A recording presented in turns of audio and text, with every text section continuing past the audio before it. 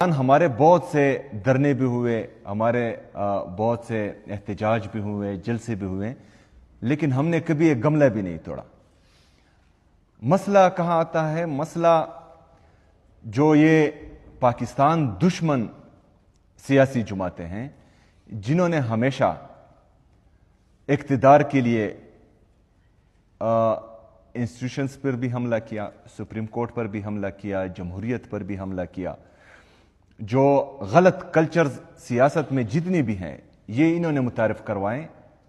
پاکستان کی جمہوریت میں اور پاکستان کی سیاست میں، وہی لوگ جو ہیں ہمارے لوگوں میں گھس کر انتشار کرتے ہیں، جس طرح 9 مئی میں ہوا۔ کیونکہ میرے لیڈر کو پتا تھا کہ ہم نے نہیں کیا، اس لیے اس نے یہ بیانیہ بنایا کہ جس نے سی سی ٹی وی فوٹیجز چرائی اس نے 9 مئی کروائی،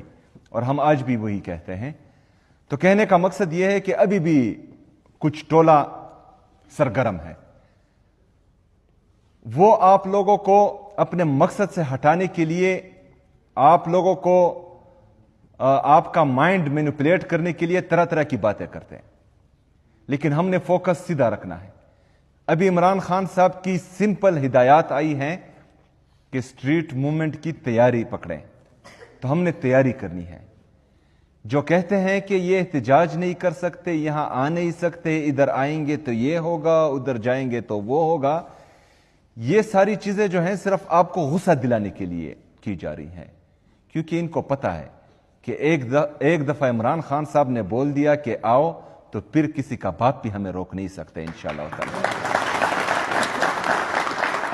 تو ان چیزوں پر آپ نے بالکل دھیان نہیں دیا۔